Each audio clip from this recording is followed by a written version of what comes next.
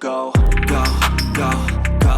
The Nvidia GeForce RTX 3060 Ti is available and you can pick it up starting at $399. This largely falls in line with what we'd expect a graphics card in this segment to cost, especially considering the Nvidia GeForce RTX 2060 Super started at the same $399 and the RTX 2060 was $349.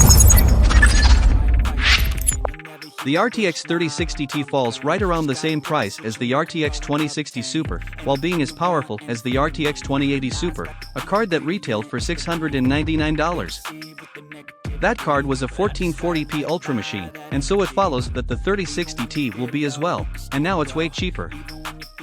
The Nvidia GeForce RTX 3060 Ti is based on the same Ampere architecture as the RTX 3080, and gives us a look at what the Ampere lineup will look like in the mid-range and budget segment of the GPU market.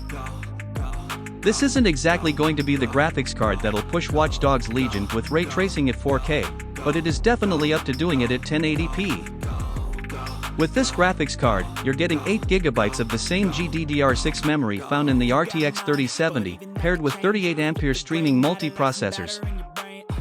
That means there are now 4,864 CUDA cores in the RTX 3060 Ti, up from the 2,176 found in the RTX 2060 Super.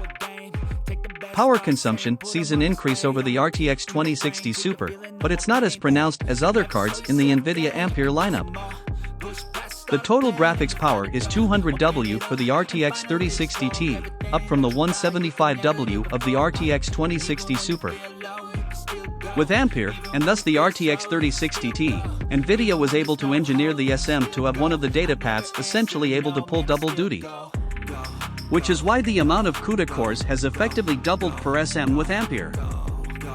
The Nvidia GeForce RTX 3060 Ti Founders Edition is, well, almost exactly the same as the Nvidia GeForce RTX 3070 Founders Edition. What we love about new mid-range graphics cards like the RTX 3060 Ti is that they bring the baseline of PC gaming performance up, due to how accessible they are to everyone. The Nvidia GeForce RTX 3060 Ti absolutely blows the RTX 2060 Super out of the water, just like the rest of the Ampere lineup has done to its predecessors.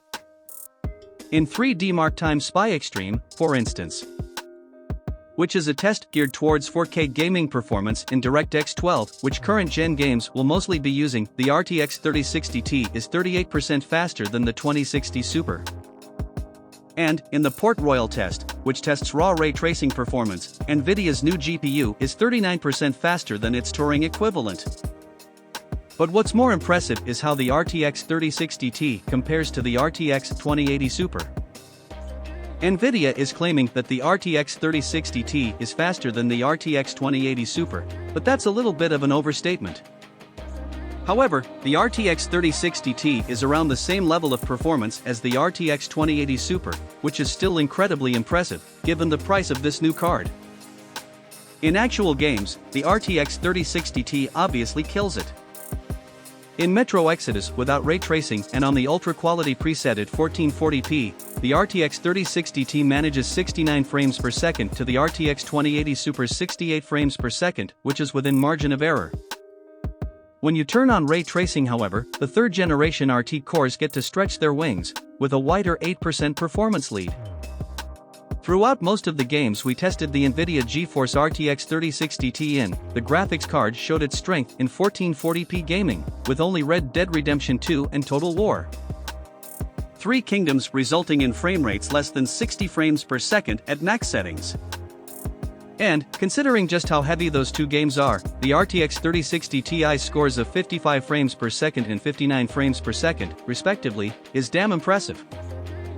And, when it comes to straight 1440p performance, the RTX 3060 Ti absolutely stands completely on its own in the marketplace when you consider both the performance and the price. This graphics card is around the same price as the AMD Radeon RX 5700 XT, but is around 35% faster throughout our testing.